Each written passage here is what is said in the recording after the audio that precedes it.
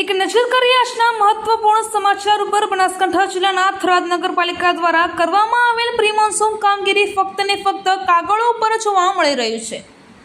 બનાસકાંઠા જિલ્લાના થરાદ નગરપાલિકામાં સામાન્ય વરસાદ વરસતા થરાદ નગરપાલિકા દ્વારા કરવામાં આવેલ પ્રી મોન્સૂન કામગીરીની ખુલ્લી પોલ અને જેમાં પ્રજાના પરસેવાની કમાણીમાંથી પાલિકા દ્વારા કેવા થાય છે કામો તેના નમૂના જોવા હોય તો ક્યાંય દૂર જવાની જરૂર નથી। આસપાસ નજર કરો તો અનેક ઘટનાઓ સામે આવી જાય છે અને જેમાં આજે ચાક્ષી ગુજરાત ન્યૂઝના માધ્યમથી એક અહેવાલ પ્રસિદ્ધ કરવામાં આવ્યો છે। ત્યારે એક વાત કરવામાં આવે તો થરાદની જૂની ગંજ બજાર વિસ્તારમાં જે અંદાજિત 1 વર્ષ પહેલાં જે નગરપાલિકા દ્વારા પ્રજાના ઘર આગળ જે બ્લોક ફિટિંગ કરવામાં આવ્યા હતા તેમાં થોડા દિવસ પહેલાં ધીમી ધારે વરસાદ વરસતા બ્લોક ફિટિંગ કરવામાં આવ્યા હતા તે બ્લોક ઠરી પડ્યા અને તેમાં મોટા મોટા ખાડા પડી જવા પામ્યા હતા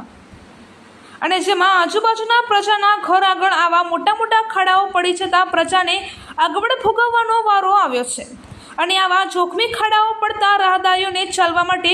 મુશ્કેલીનો સામનો કરવો પડી રહ્યો છે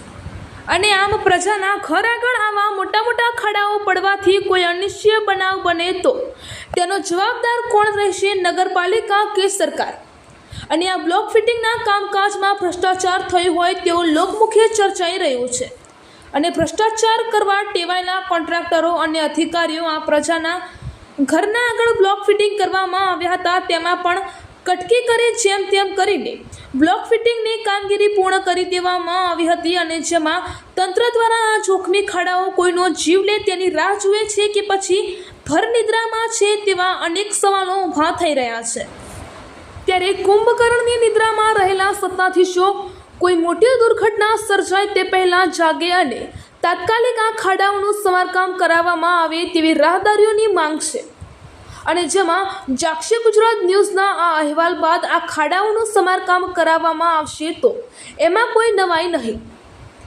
અને હવે તો આવનારો સમય જ બતાવશે કે પ્રજાના ઘર આગળના આ ખાડાઓનું સમારકામ કરવામાં આવે છે કે નહીં કે પછી જેમ છે તેમ જ રહેશે એ હવે જોવાનું રહ્યું।